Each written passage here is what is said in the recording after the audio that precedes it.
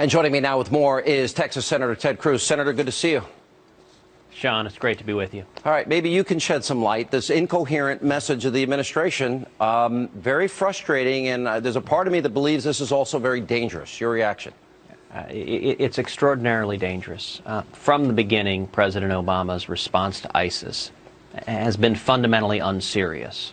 Whether it is golfing while terror attacks, or whether it is admitting candidly to the world that he has no strategy, this administration is not doing the job that we need of a commander-in-chief to defend our nation. Today, we had Secretary Hagel, we had General Dempsey before the Senate Armed Services Committee. I tried to press them hard on the very simple question: if the objective were to destroy ISIS, not to degrade them, not to limit their ability, but to destroy them within 90 days, what would be militarily necessary to do that?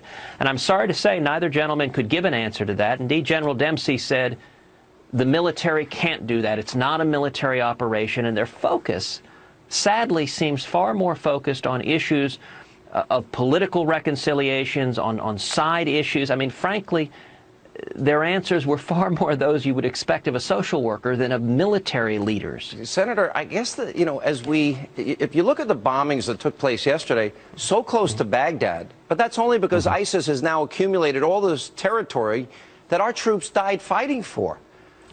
Where is the sense of urgency? Where's the sense of urgency for securing our border, and we'll get into this with Congressman Gutierrez later, considering that it's so wide open? We're told that people from Yemen, Syria, Afghanistan, and Pakistan are coming in.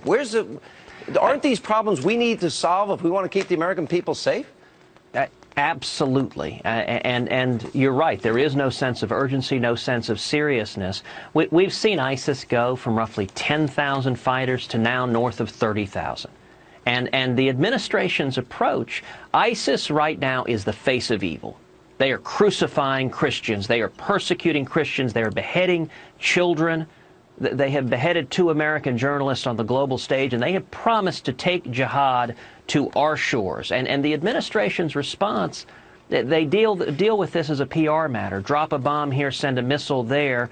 When I asked General Dempsey, militarily, how would we go in and kill the terrorists before they're able to take jihad to America, his answer was, well, we need to see political reconciliation. We need to change the conditions on the ground so people are not susceptible to extremism. Look, it's not our job to be social workers in Iraq and put them all on expanded Medicaid.